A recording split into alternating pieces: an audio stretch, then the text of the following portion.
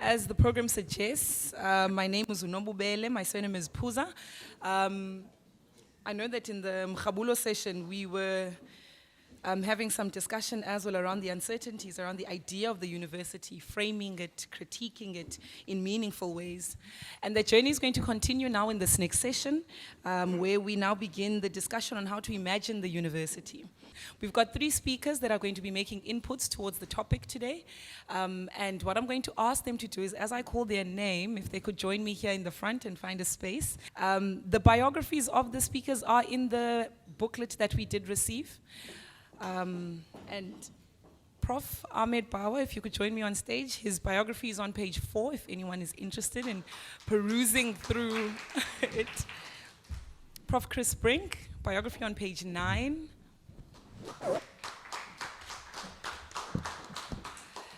And Prof. Xoliswa Mtose, biography on page 42. And how we're going to run the session is that we've got 3 speakers, and each of them have been given between 5 to 7 minutes to open the conversation around the topic that we have today in round 1. And after they've spoken, what we'll do then is then open a round of discussion, and feel free to discuss as loudly or as quietly as we can in that session. And my job will be the easy job, just moderating and make sure that when one child is speaking, the other one doesn't speak over that one. All right.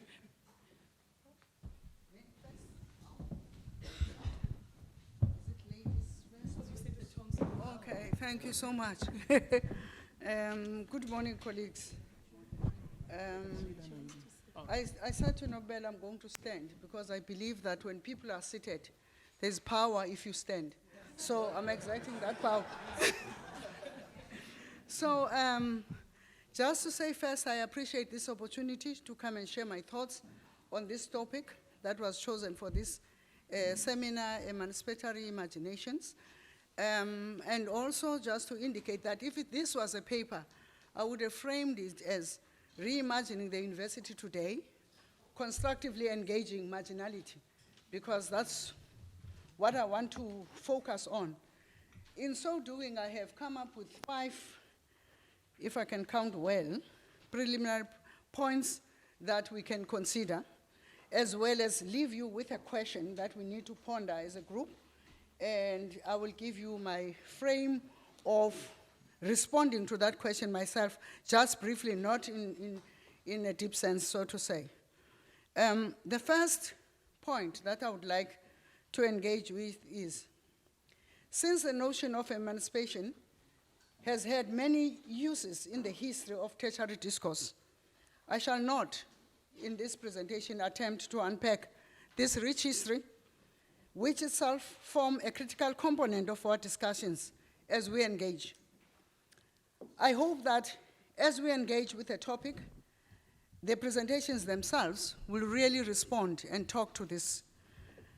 Rather, I would focus its central aspect of the element of freedom, which is central to the notion of emancipation. The question that I have in mind is, whose freedom are we talking about? And what is freedom in its sense? But in a 365-year-long, we struggle with this notion. I think we need to ponder on the aspect of freedom itself, so central to the notions of emancipation, and map some model points on how freedom could be central to university discourse. In our post-colonial, and in the fact of decolonizing scientific discourse, on and about the universities. Point number 2, I believe it is freedom articulated in research to investigate to the objectification and analysis of data relevant to the sciences and their paradigms or problematization.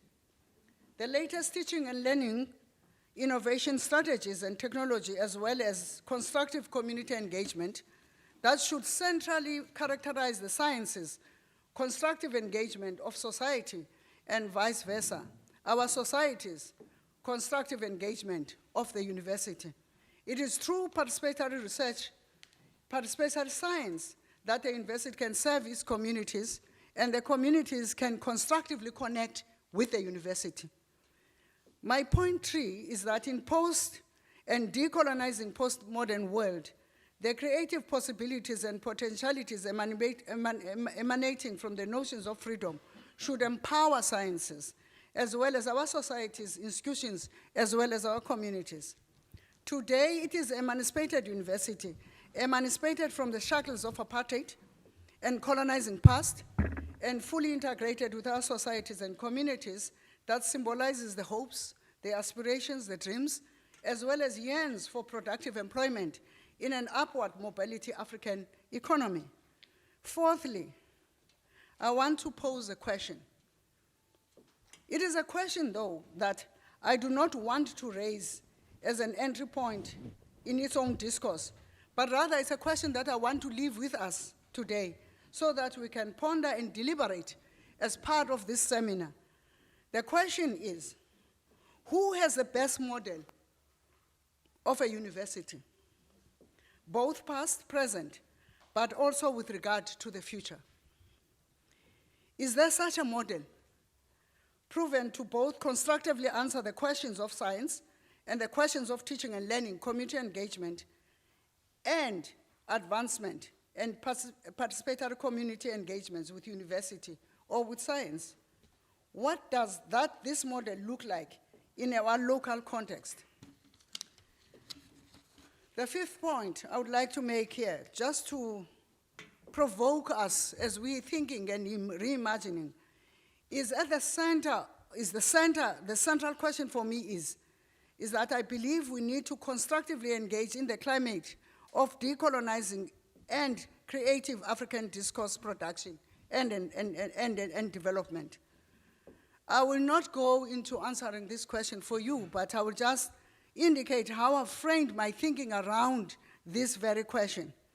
The question to me in our context is to engage with the matter of the marginal voice, the silenced voice, the black marginal voice, the black silenced voice. In the context of this, I may quote Mahmoud Mamdani, calling for an Africa-focused intelligentsia.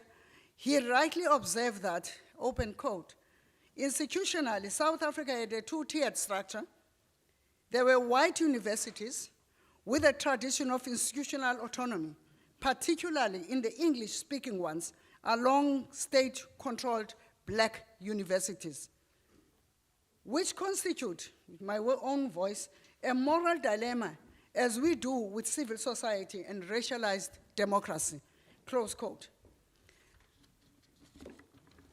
I would say that if we were to talk about this marginality of black universities, I would bring back an African marginal scientific voice to the center of the science and the center of engaging and thriving African economy and to the center of upwardly mobile communities. The temptation here in our country is to perpetually construct the other.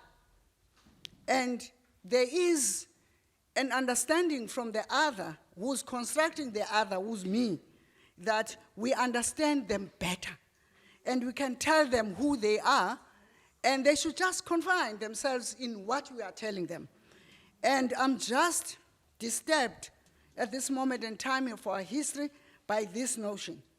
The second point I would like, I have framed my thinking around was the reimagining of the university today.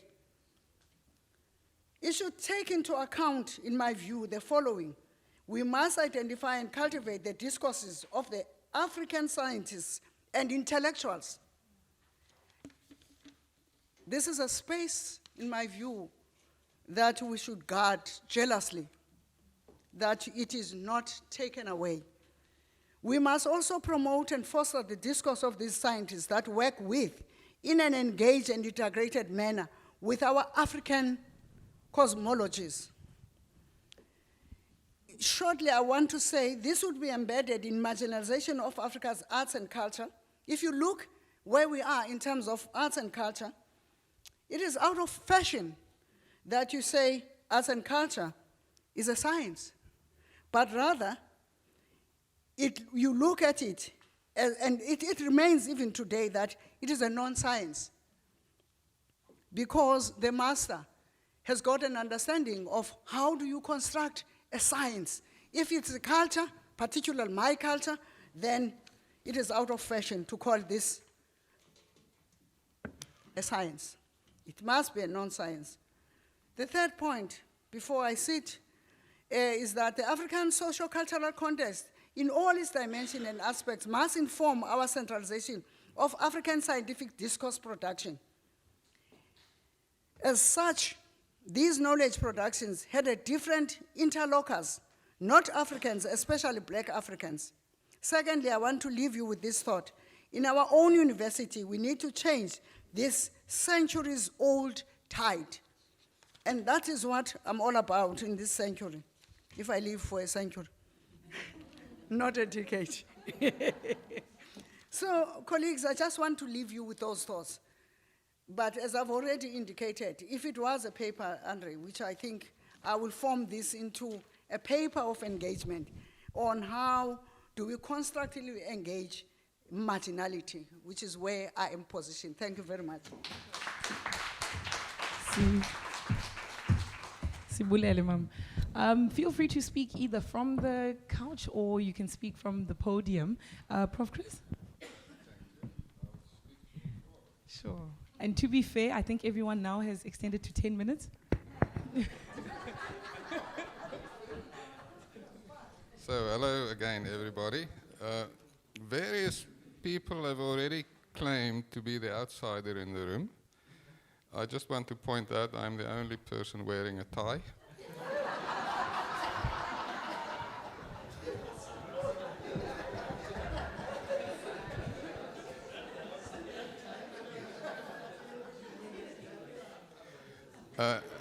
Also, I'm afraid I'm a mathematician. But it's worse than that. I'm a logician. And that means I'm steeped in exactly that kind of rationalism that you seek to get away from. So I'm a kind of an unlikely participant in the room, but thank you for inviting me nonetheless. The message, I suppose, from that perspective is even within that dominant paradigm that so many people have already alluded to, even given all the failings of that dominant paradigm, nonetheless, there is the same sense of deep dissatisfaction with that dominant paradigm. So I think it's possible to engage with that dominant paradigm and see what it can offer, not only to oppose it. And I'll give you 3 examples of the manifestation of that dissatisfaction. The first is a concept called the civic university. You've had a long list on the screen of this kind of university and that kind of university, so here's another one. The civic university is a movement, if you like. I had some part in it, if I may say so without modesty, that says the university is a part of society, not apart from society. And that, the moment you acknowledge that, you have to begin critiquing the traditional concept of scientific objectivity. Very deep-rooted, that idea, if you're a scientist or an academic, you step outside of the world and you sort of look at it objectively, as it is called, from afar. So that in the notion of a civic university, you say we are a part of society and we should act like that. I can elaborate on that if anybody wants. The second example is, again, I speak now from having spent time in the UK. At the moment, I do some work in Hong Kong. And in those jurisdictions and various others, every now and again, there's a sort of a national convulsion of the higher education system, and it's called the research assessment exercise. And it's unlike in South Africa, you have a continuous system of assessment where you assess people. And you may or may not have something called a rating. So every academic may or may not have a label that says I'm rated by the NRF as an A or a B or a C or whatever it is. That doesn't happen elsewhere. Instead, the entire system is evaluated, the research is evaluated once every 6 years or so. And every university has to submit all its research and publications and so on. And what happened in the past 10 years is that the classical evaluation was always about outputs. It was, to re-quote what the Vice-Chancellor said about me, the classic thing was, evaluation was always about what are you good at. How many publications have you had? Were those in top journals? And so on. The new thing that came in is, and this is more about not just what are you good at, the new thing is more about what are you good for. What impact has the research of your university had on society? This isn't academic impact. This isn't about the impact factor of your journals. This is about, have you made a difference in people's lives? So the parameter, if you like, of impact is a totally different one from the classical one, and it is by now very well developed. If you'd like to know more, the current exercise, the 2014 exercise was called the REF, the Research Excellence Framework. We always make an acronym out of everything, so it's REF. If you just Google REF 2014 Impact Case Studies, you will find a repository with literally thousands of case studies where universities have a narrative that says, in my university, in the research group for such and such, they made an impact on society like so and so. It's very instructive reading. And of course, that is emanated from inside exactly this kind of dominant paradigm, and I think all to the good. The third example I'll give is a month or so ago, I was in Bologna in Italy. Now, Bologna, as you know, is the oldest European university in the world. And many people have pointed that out. It's the oldest European university, not necessarily the oldest university. And emanating from Bologna was something called the Bologna process. And the Bologna process is about student mobility in Europe, in the greater European area, where a student, undergraduate or postgraduate, you can do part of your studies at another European university. So you begin in the Netherlands and you do some of your studies in Hungary or in Germany, or the other way around. And that's worked very well. And that process is 20 years old now. That's why they had a celebration, and I did a keynote speech there on the social dimensions of higher education. But before the Bologna process, in 1989, there was something called the Magna Carta of higher education. I think they pronounce it Magna Charta. And that Magna Charta is now 30 years old, and they're going to rewrite it. And they are really seeking for ideas on what are or should be the definition or definitions of the university of the 21st century. So inside that European paradigm, inside that sort of classical dominant paradigm, there is, to use another European metaphor, existential angst. Somewhat similar to what you hear here. How can we reconceptualize? How can we rethink? What different models are there? I don't myself think there's a single one that is the best. I think there are plenty that might be the best for you or for your environment or for your field of study. And that kind of soul searching is going on. And I've given 3 examples, and I would be interested to explore here how do those kind of soul searching exercises match or not with these soul searching exercises in this room. Thank you very much.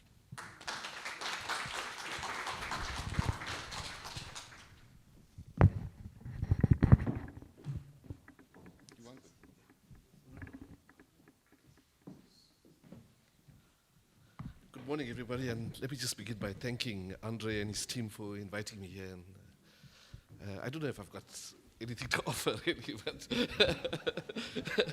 but just to begin by saying that I also have a disclaimer. I loved what Luan said, but I didn't understand any of it. I'm a physicist, like, so I have to like process. It takes time for me to process it.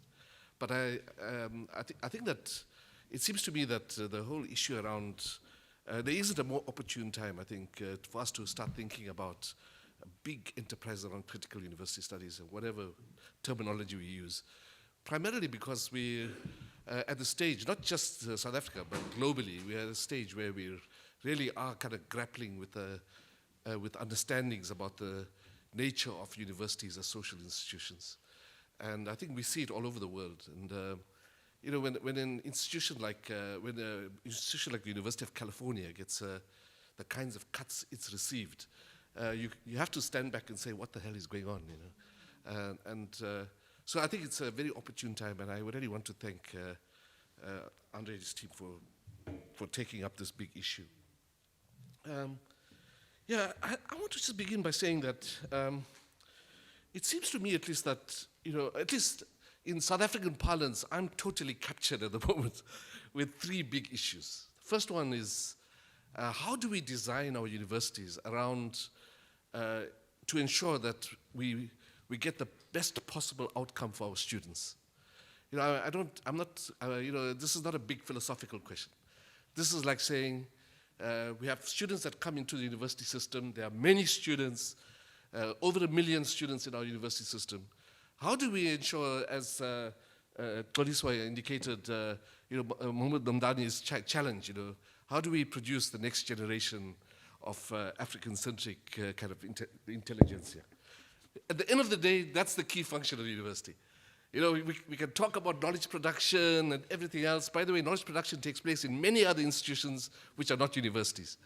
You know, so the key function we have is, what do we do with the young people that come to us? How do we ensure that they grow and develop, and how do we produce the next generation of intellectuals in our society? The second, and student development, by the way, isn't simply about what's going on in the classroom. You know, it's about their emotional development, it's about their social development, and all of that. You know, so it's about saying that when you have young people coming to our universities, we have to think very hard about how to design our institutions around the students that we have. And by the way, the students we have aren't the students that were there 20 years ago or 30 years ago. You know, we've had a huge change in demographics, and the big question is, what does that mean for the university? The second thing is this issue around inclusivity, and just you know, we've been torn apart in the South African system by just the whole kind of engine, if you like, of the reproduction of the kind of the dominant kind of social forms that occur within our university system. And I think that there's a lot of kind of really interesting work that's being done at the moment, including the book that will be introduced this evening. A lot of interesting work being done, which kind of really forces us to begin to grapple with this big issue. And that, again, it's not just simply about saying, you know, let's try this, let's try that. The big question is, how do we kind of engineer the system to kind of produce the kinds of outcomes that we require? The third one, and perhaps the most important one, has to do with the following, which is, let me just, you know, share a moment with you, right? Which is, I was sitting in the office there in Hatfield, around about the 18th, 20th of October 2016. And the phone was ringing off the hook. I just couldn't leave the office. Phone was ringing off the hook. Why? Because there were 18 universities that were not functioning. The rest of them were all, you know, kind of, you know, in a stage of kind of interregnum, if you like. And there was a big question, you know, should we shut down the system or not? You know? And should we like think about, you know, a huge question. Now, here's the big question for me, right, which is the following. That at that point in time, when the system was under such high pressure, there wasn't a single defense of the universities. Not from government, not from, you know, not from the private sector, industry sector, not from kind of parents, not from communities. there was no defense of the universities.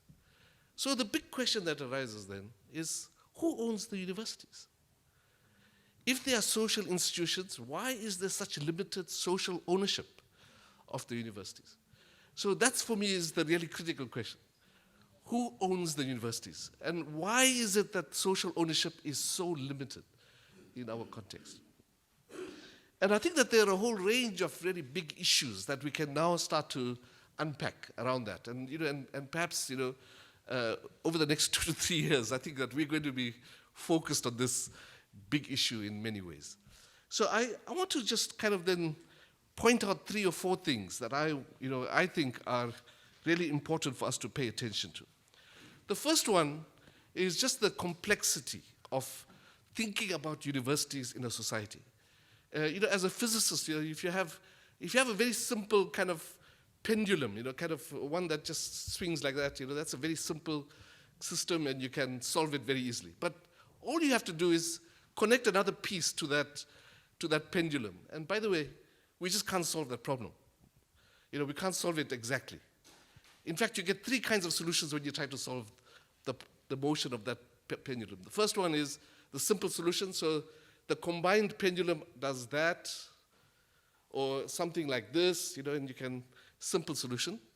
The second one is a truly beautiful solution because it's very complex motion and you can solve the equations and you get very beautiful solutions. When I say beautiful, I mean pictorially, very beautiful solutions. The third solution is catastrophe. Right? So this issue of complexity is one that we have to keep in mind because it's universities in society, universities in an education system, the complexity of institutions within their own kind of functioning and so on. The second issue, I think that there's a need for us to transcend the idea of the current way in which knowledge is constructed, into disciplines and so on. I think we have to begin to interrogate.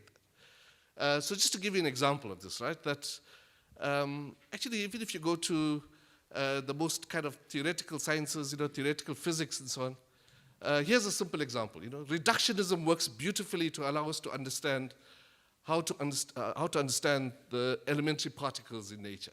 So, if you ask me to describe the top quark to you, I can tell you its mass, I can tell you its spin, I can tell you its every possible quantum feature of the top quark.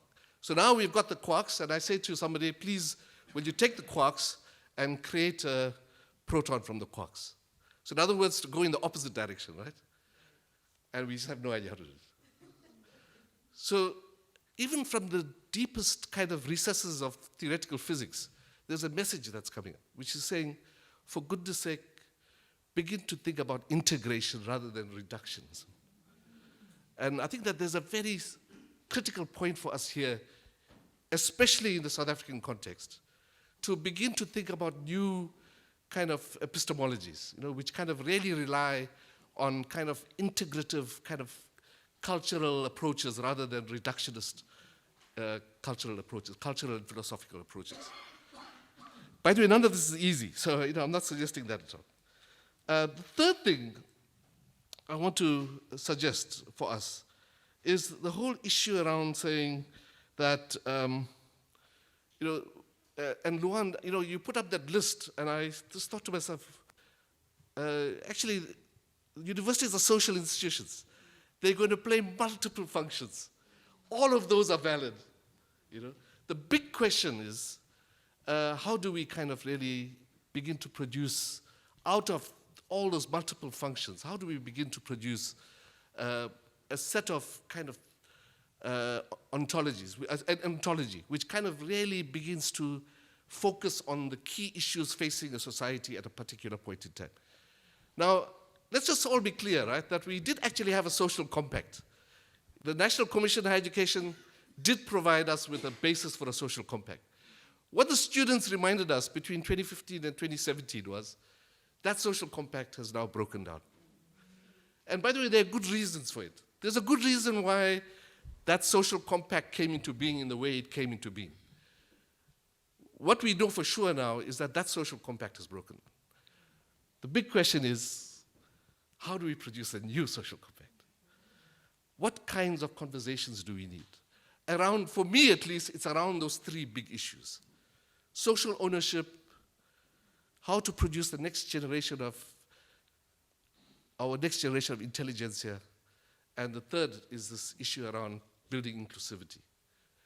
And I just want to say that, I was a lecturer at the University of Durban, Westville, many, many years ago. And Harry Gwala had just been released from prison. And Harry Gwala came to the stage. By the way, universities produce elites, right? We all know that. They reproduce elites. So let's be clear about that. But Harry Gwala said, at full house, over 1,000 students in a hall.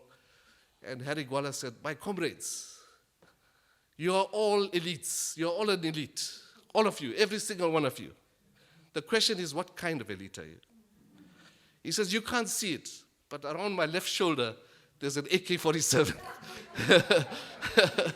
Because, of course, he was an intellectual as well, right, of the highest order. So it's about really beginning to engage with this idea. We need another national commission, an inclusive national commission, which kind of really begins to give us a social compact for the next 20 years. Yeah. Thanks.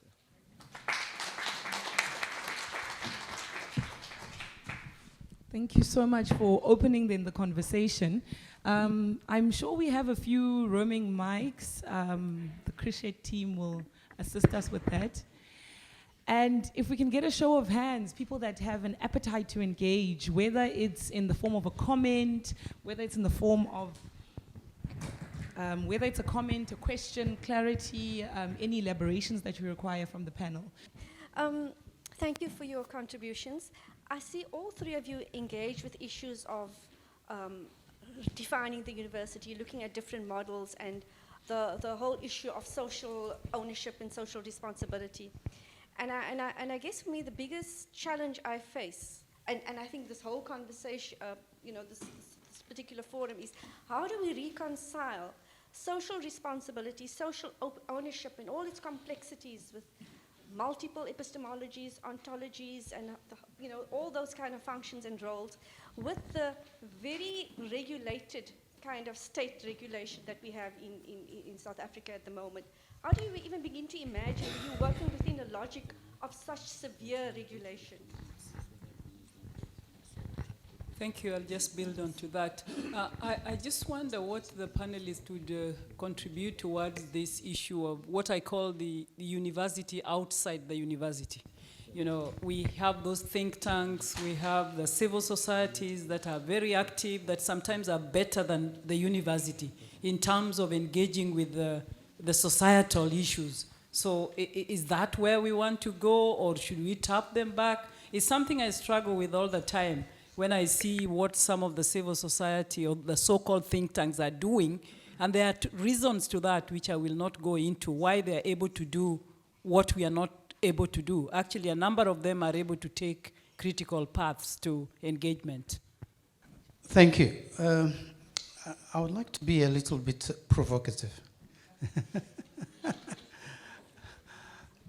But I would like to focus first on critical studies. I'm assuming the assumption is that it will provide us with the epistemological foundations to think about the new university, one we're really thinking about. Now, in my case, things are much easier because every time I introduce myself, I have to say, I'm from Al-Mazrui Center for Higher Education Studies. And Al-Mazrui reminds me of a dimension that we've been neglecting for many years. And I just had a chat with Aaron Rensberg. I'm distinguishing Aaron Rensberg, the scholar from my former Vice-Chancellor, who also reminded me of that. The issue is, when I was being educated, I don't want to be too long, by the way, I engaged in Marxism. And Marxism was the ontology, was the theory, was the epistemology, was the method, and also was the ideology. And it was the base for economic, social development and for change. There was no alternative. To discover much later that there's a problem because it was generated within a particular setting which does not take into account our own complexity sometimes. And we are talking about critical studies. My fear is we may end up also with adopting something fashionable. There is a promise there, profound promise, but we have to be vigilant in the way we frame it. So what I'm saying here is that we cannot really think about the idea of critical studies without acknowledging where we come from, who we are, and where we come from. And even the intellectual legacy that we have. He was reminding me of Wat Yongo.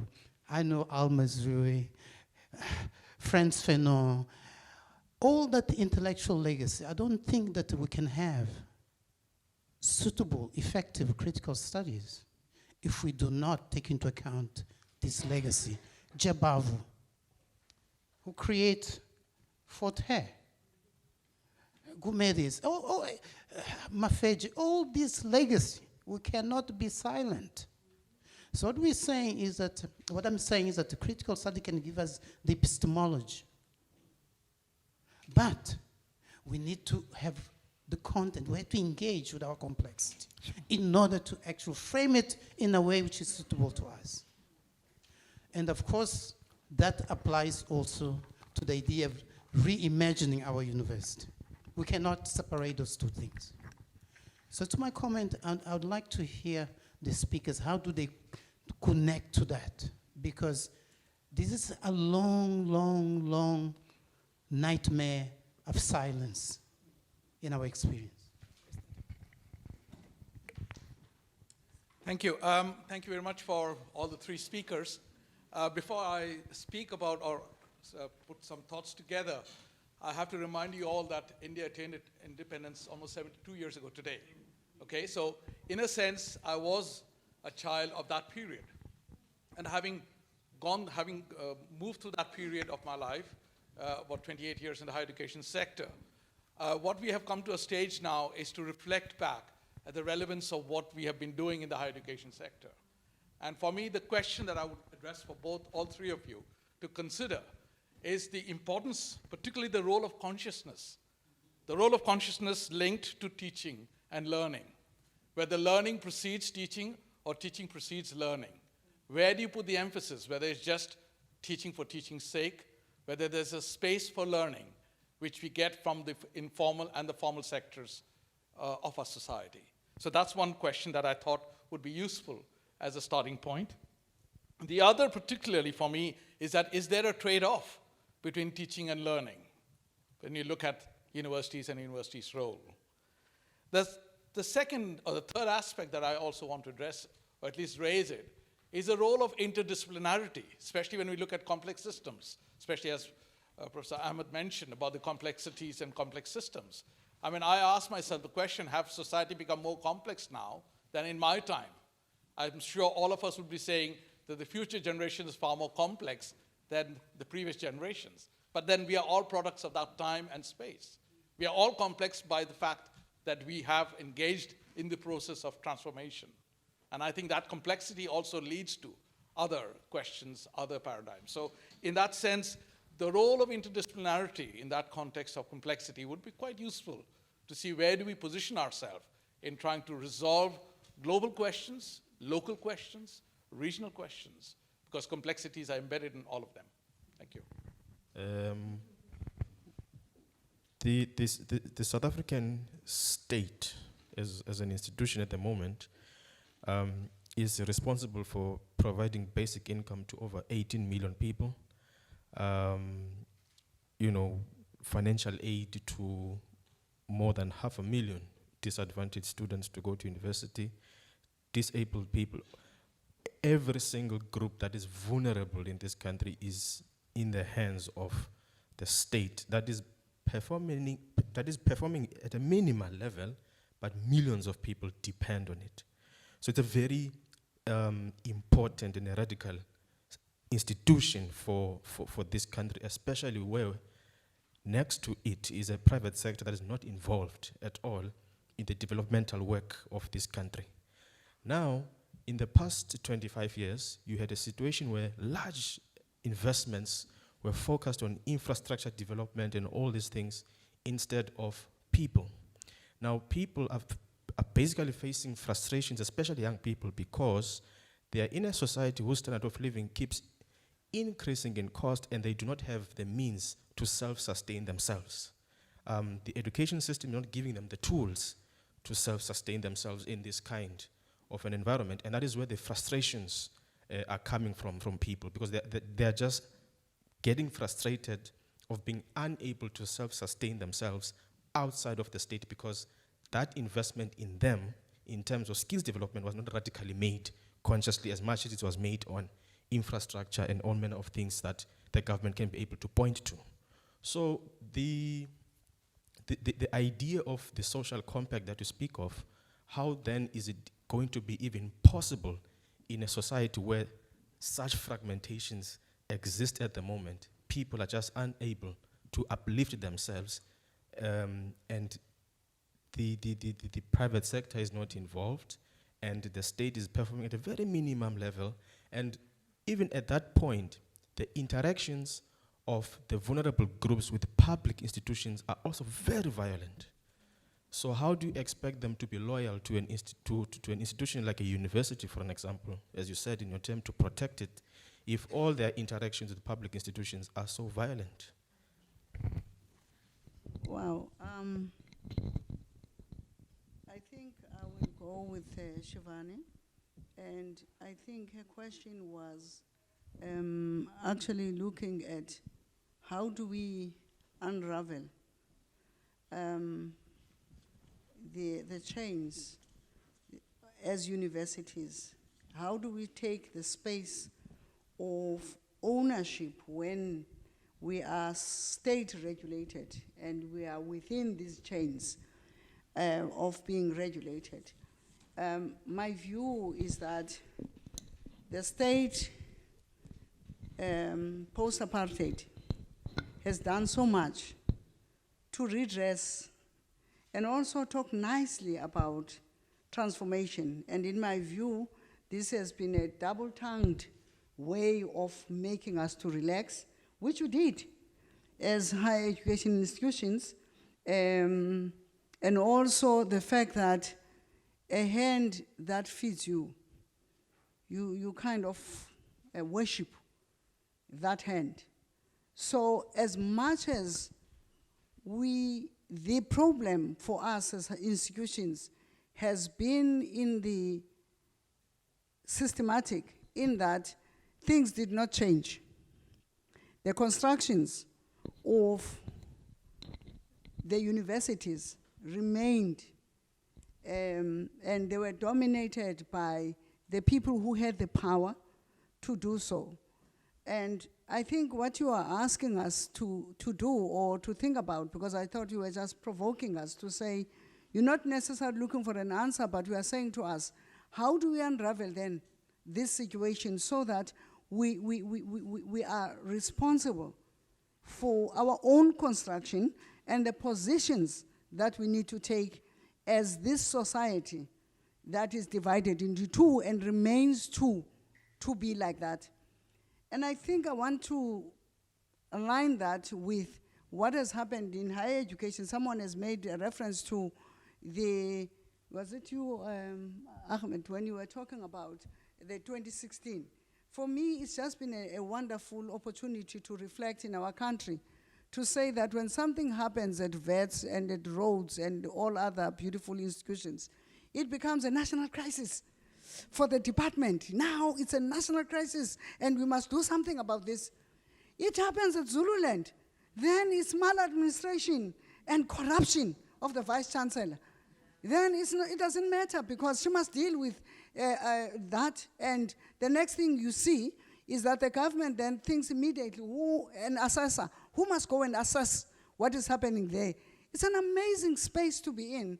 And because of the double-tongued way of talking, because if you offer people the hope of transformation, like post-apartheid did to us, and at the same time, you have not changed how you think and frame people, then, and also, in so doing, I'll talk from myself, as historical disadvantaged institutions, which I think fits well with where we are. I don't want to be renamed to anything, Chief. Thanks for your time. Yeah, just for me to tell you that I don't want to be renamed simply because by taking my history from me, you're taking my future. Because there was a reason as part of redress for this country to name those institutions as such. So what I'm trying to say, Shivani, to you is, this is a space for all of us to think carefully about all these things that we've been taking for granted. Because if you take for granted that because the government, the system provides you the money to survive, you can't self-sustain yourself as an institution, that's problematic. And if you don't look at the systematic issues, like why a BA here would cost 50,000 and a BA somewhere would be 96,000 and a BA somewhere will be 30,000 and you expect things to be equal at the end and then you self-sustain, those are the things that I think we should be deliberating upon as a sector. Thanks. We each have one. I am of the notion of sharing. Sharing resources and sharing. So again, I can't compete with that. Let me begin by talking about a cliche. And the cliche, which is something I learned about 20, 30 years ago, the cliche is about the knowledge economy. Have you heard about the knowledge economy? We were all going to be part of the knowledge economy, which means that the wealth of nations won't come from what you dig out of the ground, it won't come from what you manufacture, it won't come from what you trade, it'll come from what's in here.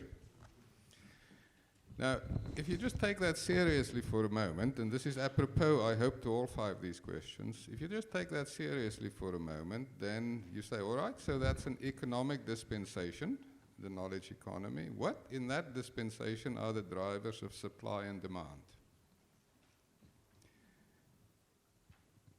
Who supplies the knowledge? And what is the knowledge supplied for? And the answer pretty much that I grew up with, and I think it's still rooted in the entire system, is that as academics, we are on the supply side of knowledge. We create the knowledge, and then we pump it out into the world. And the ethos that I grew up with is if you do that and you do that well, then that's your job done. All you have to do is be a supplier of knowledge. And then you can sort of sit back and say, job well done. What we haven't done, and what I think all of this discussion leads toward, is the demand side of knowledge. What is the knowledge needed for? And that question comes out of society, because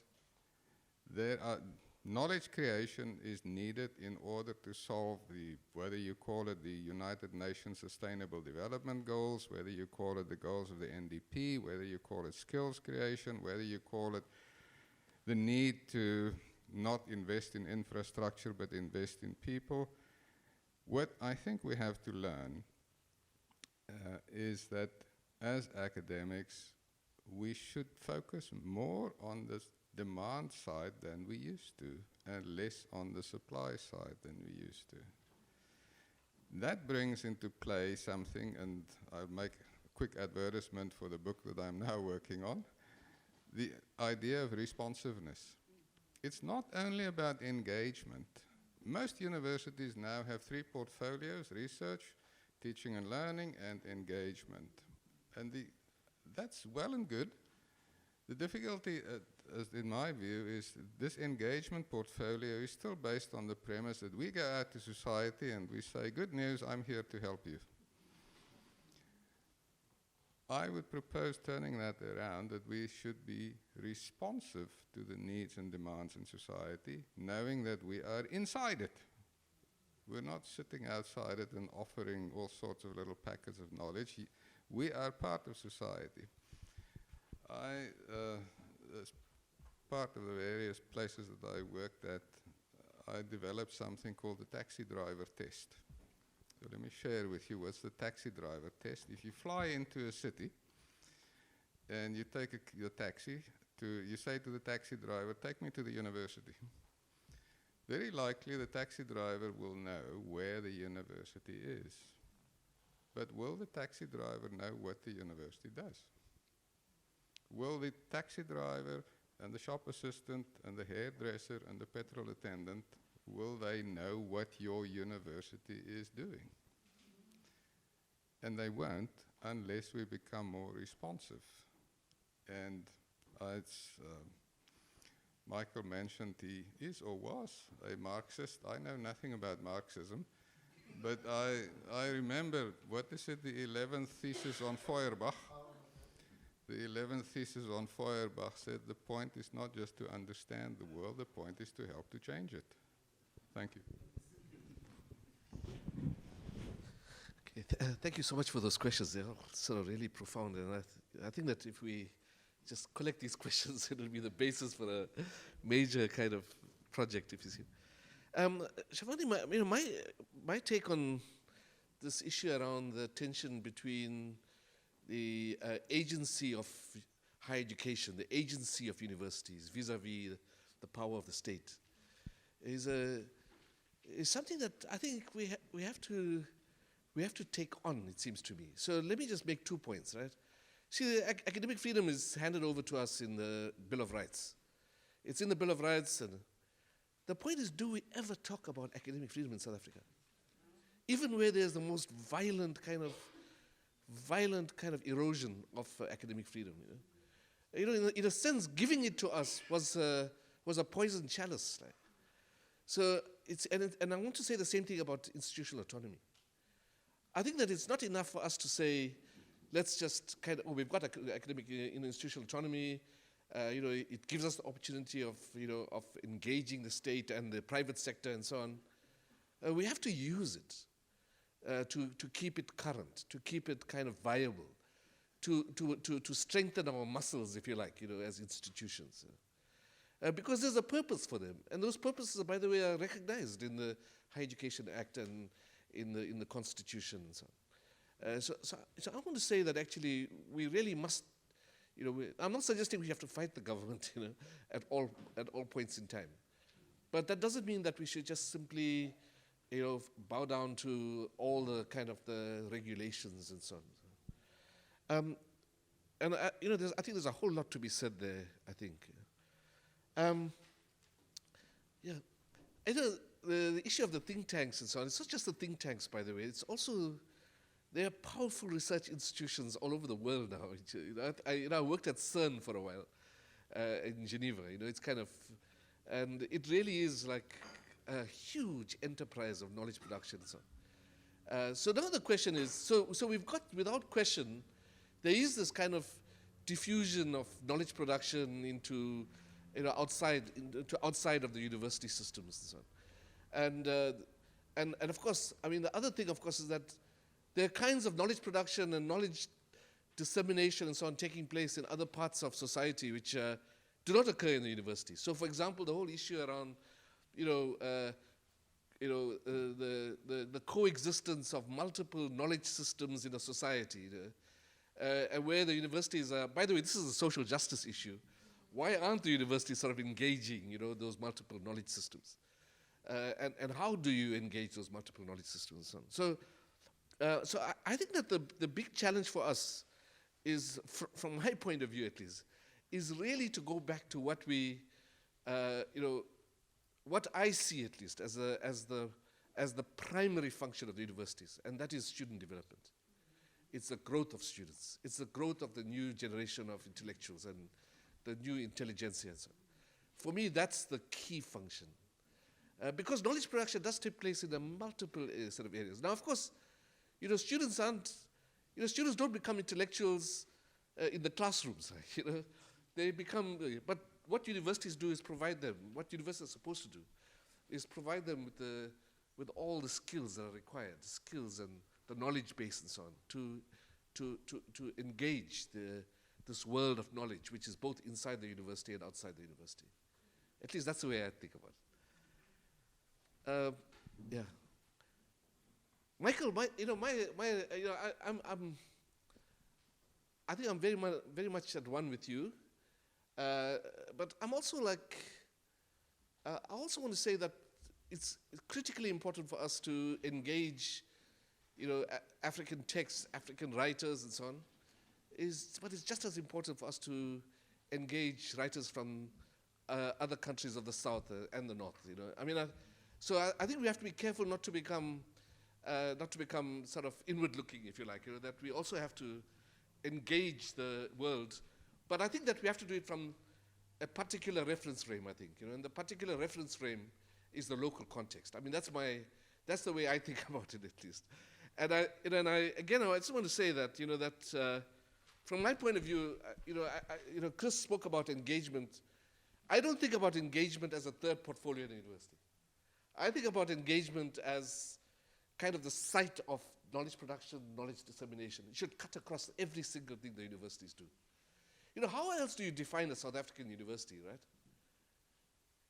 South African universities are, in fact, can only be defined as South African universities if they take the responsibility to produce knowledge about our context, right? And that can only happen from engagement. And Tony and I are involved in this anchor institutions discussion and so on. But just this idea that there has to be a really deep engagement on the basis of knowledge production, knowledge dissemination, so, with the local context. Sure.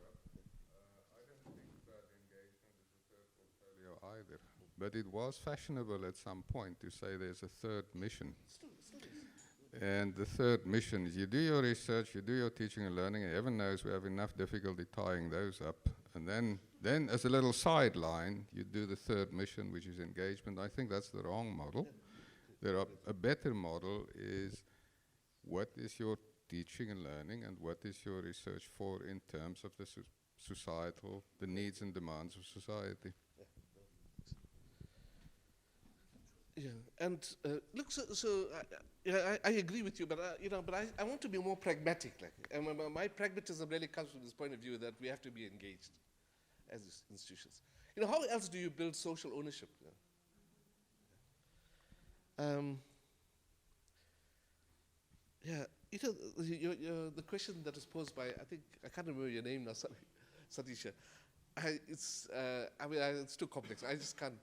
I can't kind of. I think teaching and learning. Teaching is certainly not learning. I think maybe that should be the starting point. The big question then is, what's the role of teaching? And I think it takes me back to this question that that so much of the teaching that goes on in our universities is banking. It's kind of just really seeing our students as empty vessels, and you kind of just and there's very little learning going on. So. And by the way, the big question for me is how much of learning is going on, amongst academics, about the students who are coming to us, So that's the other side of it, I think. The question about the investment in social welfare and so on. I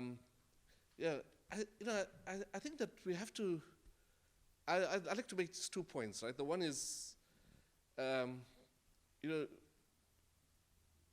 we have to understand that the roles of universities are both, that universities are powerful engines for the building of social justice and human rights and so on, but they're also instrumentalist functions of universities. I don't think we can, that's why universities are created, because they're expected to play certain roles in society.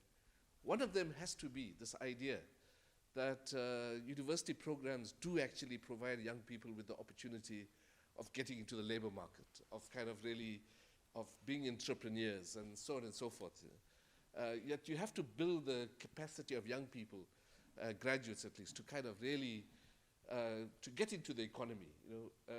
We had a discussion that at the height of the Fees Must Fall and Roads Must Fall campaigns, we had a discussion at the University of Forte, and the discussion on decolonization had nothing to do with the kinds of discussions that are taking place at Wits and UCT and Rhodes and Stellenbosch. The discussion there was, I wanted education that can get me a job.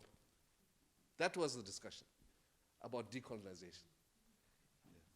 It's it was a real wake-up call, that actually there's a kind of notion that, that actually this education we're getting is just not providing us with the with the ability of kind of getting out of the morass of poverty and so on, that kind of stuff.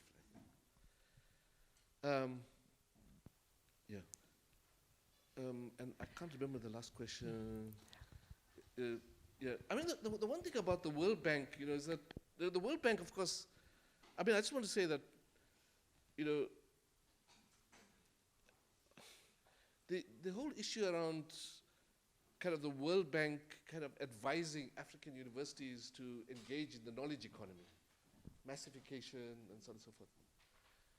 At the same time, that actually the Western societies were actually ramping up their manufacturing and kind of preparing to kind of extract more and more natural resources from the continent.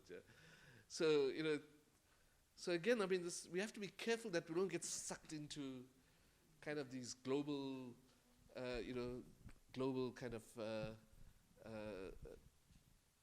I think what Michael called fashionable kind of approaches to things. I think you also mentioned that, Chris. And again, it just takes me back to this idea, this notion that, universities are both at the same time, simultaneously, they are intensely local and intensely global. And that we have to kind of navigate this terrain. But you can be a South African university only if you are seriously engaged in the local context. I mean, how else do you define a South African university? Thank you. I think a lot has come from the panels as well. And what I want to do now is just take as many comments and questions as we can from the floor to keep the discussion as open as possible. Remember that our panelists or our key our discussants were not necessarily, people that we have to pose the questions to. I think we can pose the questions as well to each other. And they're also being answered simultaneously as we ask the different questions and we're refining our thinking. So I think let's enjoy then a few more comments and a few more questions from the floor. I did promise that I was going to be starting on this side, and then I owe two hands on that side. So I will take those hands. So we'll start on this side and then we'll cross over to the other side.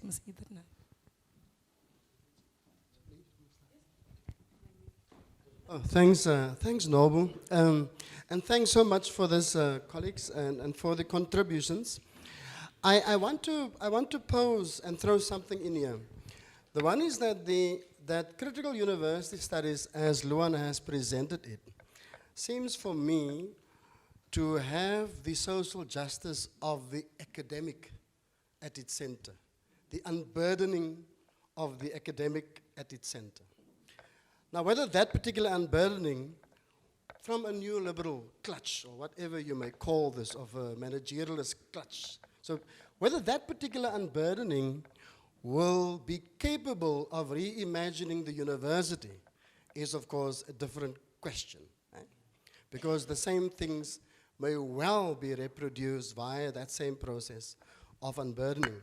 So what's missing in the context of critical university studies, as in the mapping exercise, is a social justice that has the student and the community as its center. No? That is probably one of the kind of key questions that we will have to discuss in this space.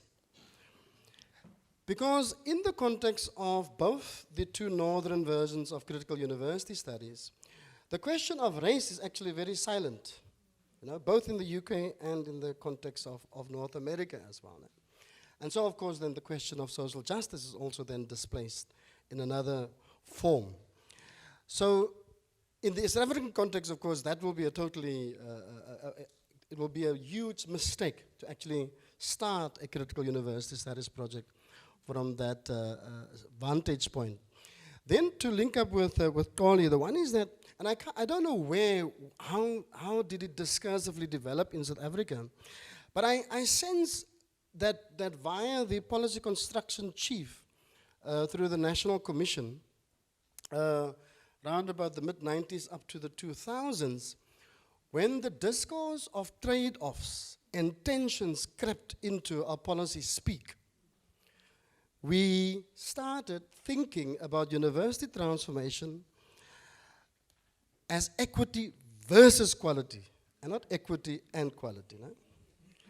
And then we started thinking about transformation versus excellence, and not excellence as transformation. And now, so we are caught up actually now, because you now have, in a similar way, you have the re-racialization of the distribution of worth when it comes to the value of qualifications and the way in which universities are positioned in the national psyche in relation to their worth, okay? And that particular worth is racially produced and racially distributed. And so what then happens is that our system then has not changed since 1994. In fact, it is via the policy construction and the discourses tagged with it that has actually deepened it, because it gives you almost like a sense of change, like a sense of transformation, but silently, during the night, it reproduces and deepens racialized constructions of universities. Thanks very much. I'm a pragmatist. I mean, my job is to look at the policies and practices of the university and examine how exclusion happens and how inclusion could happen. And so I suppose I'm in this inquiry at the moment of how can we take a philosophy of imagination, a philosophy of decolonization, and actually whittle that down into practice.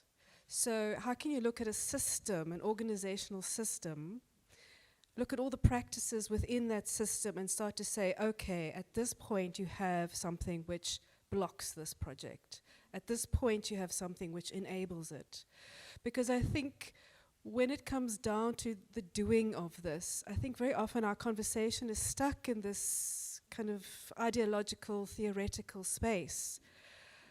And beyond the kind of teaching space, which I think within classrooms, although there are challenges within classrooms, I think it is easier, or you might disagree with me, to engage in this kind of project, a decolonial project, or I would like to call it an imaginary project, or an imagining project. But how do you actually translate that at every level of the university? At the level of administration, how you do your recruitment for students, how you do your recruitment for staff, how it is that you manage payroll, how it is that you manage leave of absence applications, how you manage residence placements, how you manage the human resource function. Because one of the things I think that we struggle with, certainly at our university, is this disconnect between all of that infrastructure which holds the organization in place and the academic project. There's very little transference of that of this kind of conversation into that space. And a student experience relies very heavily on the interaction with that particular kind of space. What is possible in terms of a leave of absence policy, for example? Can you take leave? Can you get a leave of absence from your degree because something has happened? No, you can't, because it's not accommodated within that particular policy, because it's not culturally recognized as a viable reason for a leave of absence, for example. So I'm very interested in how we start to distill these conversations into the everyday practices of our universities, because it is those structures we can have the most profoundly life-changing engagements in our classrooms, but that student is still not going to be able to go and bury their grandmother because they cannot get leave of absence because there's a particular policy in place, for example. So, yeah, just like to think into that. Thank you so much. Thanks for all this, and mine is not a question, a bit of a comment. The Higher Education Act, the revision that came in 2016, introduced 3 types of institutions in South Africa, higher education institutions: higher education colleges, university colleges, and universities. So now the debate here already, and we are under pressure actually to develop those types, the criteria for those types. And so the discussion as it goes already, gives me ideas, more ideas, that we shouldn't just be focusing on the regulation per se, in the traditional sense of what a regulation is, but also when we develop the criteria, we should look at what the universities should be doing. So maybe a bit of more consultation with the system in us developing that. So I thought, let me just mention that because, these ideas that are coming up now are challenging me to concentrate more, which is not what I'm good at. But I want to come back to this issue that Prof. Bawa raised, and it permeates in the discussion here, and also Prof. Mtose, on, you made, Prof. Bawa, you made example that during Fees Must Fall, nobody came to the rescue of the institutions, the universities in particular. It was quiet. And I can relate to that because I'm in the system anyway, and I was in the system at the time. But if you look at it differently as well, or from another angle, the frustration that we have in South Africa, that universities are quiet completely when everything is going wrong in the country. And you want the universities to say something, because these are intellectuals, in our country, and then you get people like Claudia Mutswanengen saying that he's an intellectual lecturer, taking up that space. And and that goes on even now, Prof. You want, instead now, you hear more people listening to the Chief Justice or people in the legal sector, because they've now taken up that space. But our intellectuals in the country, it's quiet. And I think it goes to what Prof. Mtose was saying about the hand that feeds you. But I don't think it should be the case, Prof. I don't think so, because as much as government is giving money to the institution, that's money for the institutions. It's not like a cap in hand, going and beg, and that you may be declined and so on. When I go back in the 80s, we marched with our Vice-Chancellor, which was very, very rare at the time. In fact, I don't think there was any Vice-Chancellor who marched with students to challenge the states, because the state was cutting subsidies to black institutions at the time. And you wonder if that would happen now in the democracy, when marching is free, that if our Vice-Chancellor, sorry, VC, well, I didn't think of this one, I'm sorry. Well, there's also VC on the stage, by the way. But you wonder, though, if there is that forceful challenge that would come from the sector and challenge the state on what it does, not necessarily on subsidies, but everything that's wrong that has been happening in our country, that the intellectuals are well aware of and know what is correct and what is, not only from their thinking, but also from their studies, their research, their knowledge that they have developed in studying these fields. That's my point. The frustration, therefore, is this being in government and being unable to say these things.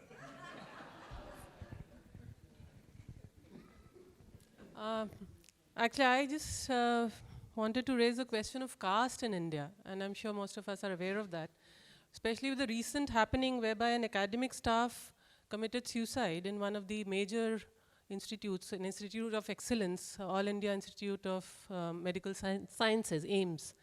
And while I was listening to all of you, it just raised the question of how this whole rhetoric of excellence and quality deal with these lived experiences of academic staff themselves who have actually entered the university space maybe as a student due to affirmative action.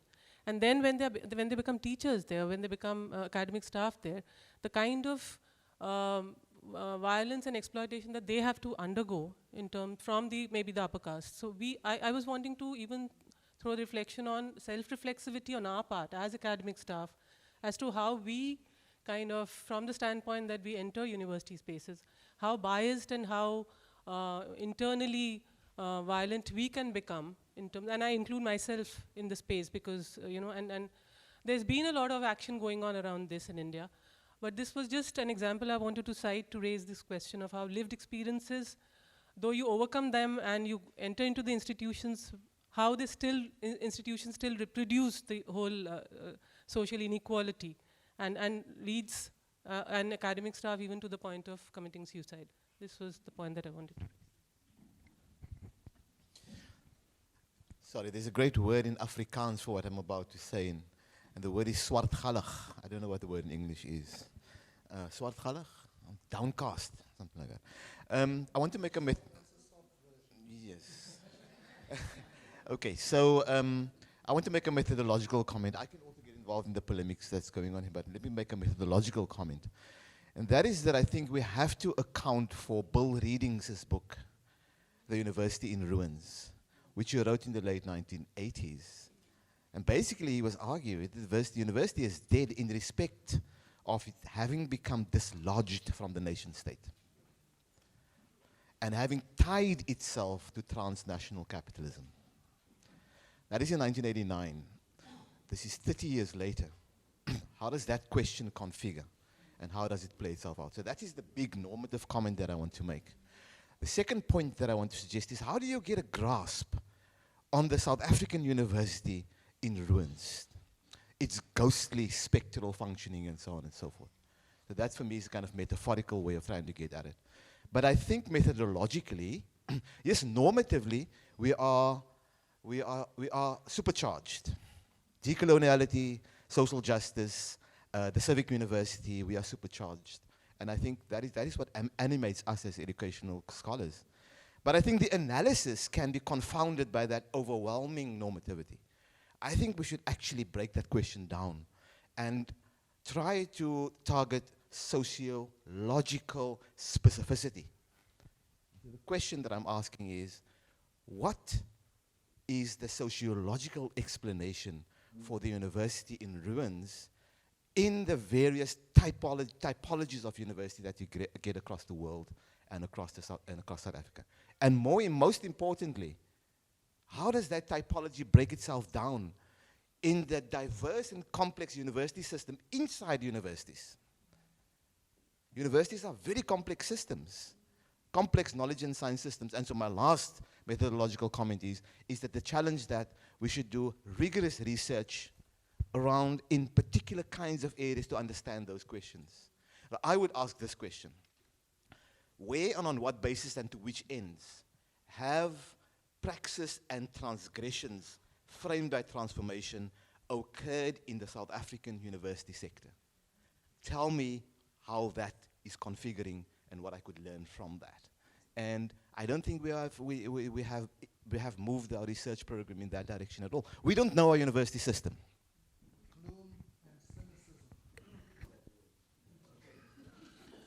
Thank you. My question is to Professor Bawa, especially your third provocation, the notion of ownership, who owns the university, and particularly your lament that when the student protests happened, no one was there to defend the university. The question of ownership is very, very important.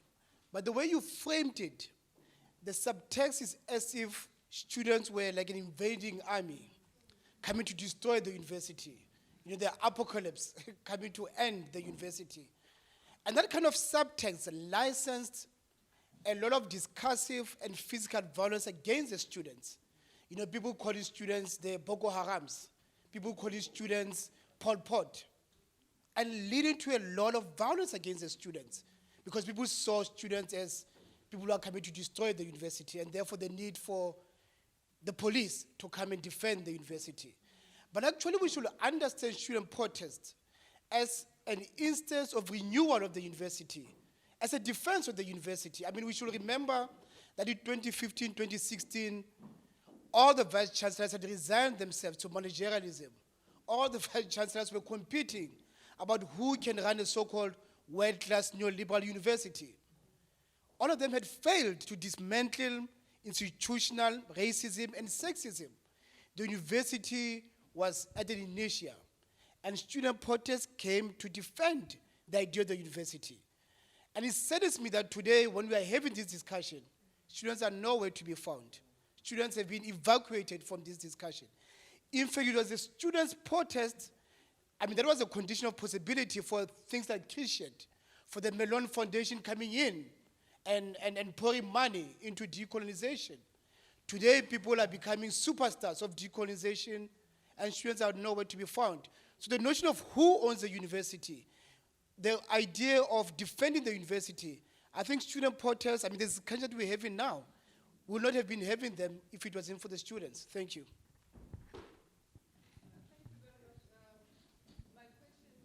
I think, Ahmed, you raise a very important point around cultural, you said, you name it culturalist reductionist approach.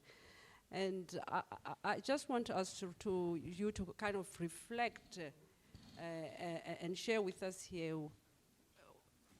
Perhaps we need to understand what makes people to resort to whatever we call culturalist, is it culturalist reductionist approach?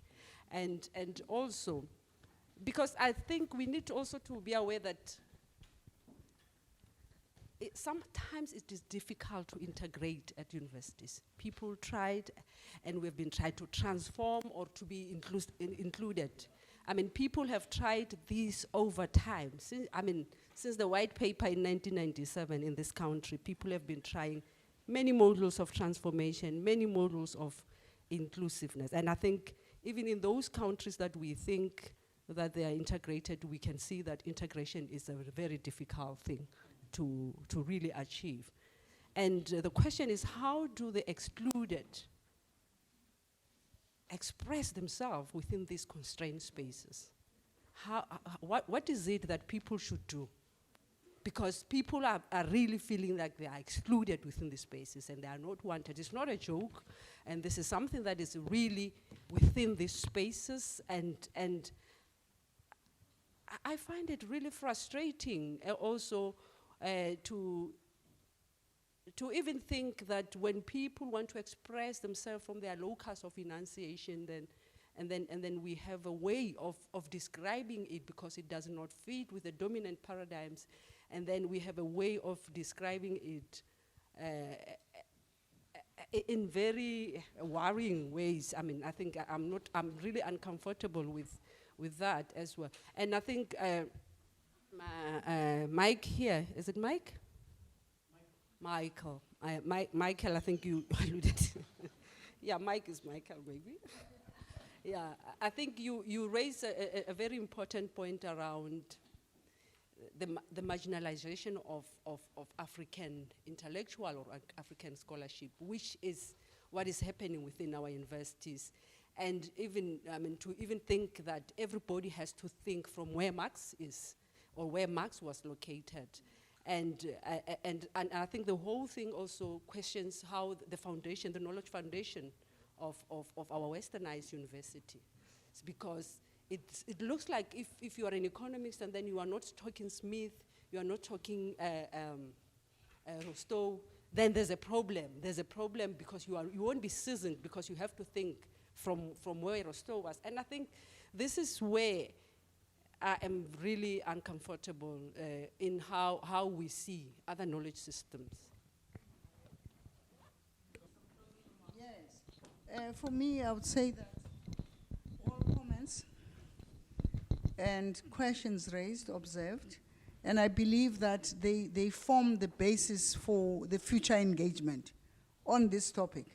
This is such a rich, Professor Kiet, platform, and the sharing of ideas and comments that have been made here that we would have failed if this doesn't take us to the future. I think there are critical, important, thought-provoking comments that have been made right across this room. For me, this has been a very warm way of thinking about the future and how we are reimagining our universities. So I think you'll have many more seminars and many more books that will come from all the comments, other than what we have presented here as presenters. I think I want to thank everyone. Thank you. Closing speech. I was drawing from what Andre said at the beginning and which then permeated the rest of the discussion. I think it's worth reflecting on the observation that we fell into a trap of equity versus equality, transformation versus excellence. But that trap is actually deeper than what you said. Because as academics, we have a habit of saying A versus B. We often say research versus teaching, managerialism versus collegialism, all sorts of things that we dichotomize. It's one or the other. And personally, I blame Aristotle, because this is where it all started, you see. So that's part of that sort of Western rationalistic tradition. The only way out of that is not to say A or B, but to say A and B. And if we can cultivate that habit of saying A and B, I think that might help us. Thank you. I should say thank you too. I mean, I think that they're all so extremely interesting and provocative questions. Just to agree with Andre, I mean, I think that we have a propensity in South Africa, I think, to go to poles, you know. It's either this or that and so on. And I think, you know, the worst thing that we did was, and I'm also guilty of this, is like saying, you know, there's a tension between them. Of course, the problem with, and we talk about elastic bands, you know, the problem is that if you pull the tension, what we say is that if you pull the tension enough, if you create enough tension, that creates creativity and so on, but you pull it too far, then it snaps, you know, which is a kind of bad kind of way of thinking about this. So I agree with you, and I think that it really takes me back to what I want to say. That is that you know, that there's a need for us to think about integrative approaches rather than reductionist approaches. I mean, so that's, you know, the issue around the for Bill Redding's book, by the way, which is one of my favorite books. I have to say that, you know, that it takes me exactly back to this issue of engagement for me. For me, it's like saying one of the things that we haven't done in South Africa is we've done engagement a terrible disservice by creating this third portfolio, by looking at engagement only as community engagement, completely outside of the core budget, et cetera, et cetera, et cetera. Instead of saying that it should really, you know, engagement should really be a fundamental kind of, fundamentally interwoven into the functioning of the university. And again, you know, just you know, I go back to this notion of what does it take to build a South African university? I think so. I think that's a very important question that you raise. And by the way, that book, the Bill Redding's book, I think is profound. I mean, I think that, and I think it does bear serious consideration, I think, you know, as we think about the future. Yeah, no, you know, by the way, I fully agree with you about everything you said. So I'm not defending the vice-chancellors, even though my colleagues are here.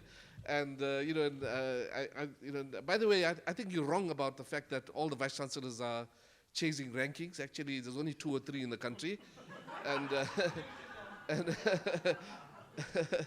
yeah, so that's the first thing. The second thing is, I just want to say that, what I want to say is that, I didn't use the social ownership issue as, the fact that there was no defense of the universities. I didn't use that as I'm not saying that there was no defense of the universities.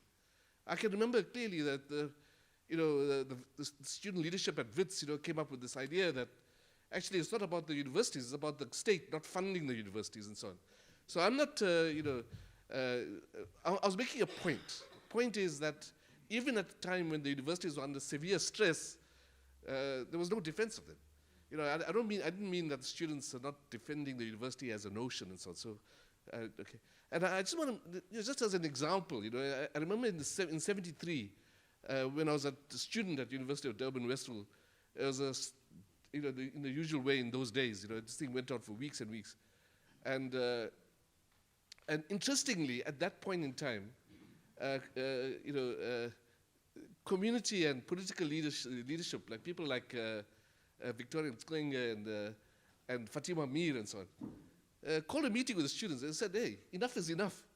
Get back to the bloody classroom, like, you've made your statement, What I'm saying is that although it was an apartheid institution, there was still a notion that we need to get these young people through the degrees and so on, So I'm not saying that parents should have done that this time. I'm just making the point that, there are clear reasons why we've lost the social ownership of universities. And unless we go back there, our universities will never recover from their colonial past and so on. I mean, that's the point I'm making. Okay. So, Prof. Can I make just one more point? If you know me? Yes, the issue of reductionism, I didn't mean reduction. I don't know, sorry, I think you misunderstood me, I think. I was really saying that, one of the reasons that physics is so successful as a discipline, so successful, in inverted commas, is that it adopted a reductionist approach. That permeates the whole of our knowledge project now. Doesn't matter where you look in the world. It permeates through. I'm raising a question. It says that, is there a possibility for us, as we rethink the issue of creating a new knowledge project for South Africa, and can we start thinking about integrative approaches around the notions of Ubuntu and whatever else? I don't know. I don't know enough about Ubuntu. But just to say that, can we start thinking about new approaches to give rise to more integrated notions of knowledge? And by the way, I think it goes beyond interdisciplinarity. Prof. Yeah. Thank you so much. Can we give our panelists a round of applause, please? Thank you so much for your input. Thank you so much to everyone else on the floor for their input. I know that we'll have lots more discussions as the week continues. As we start thinking about lunch, we'll catch you in the second discussion at about 1:30. At about 1:30, okay.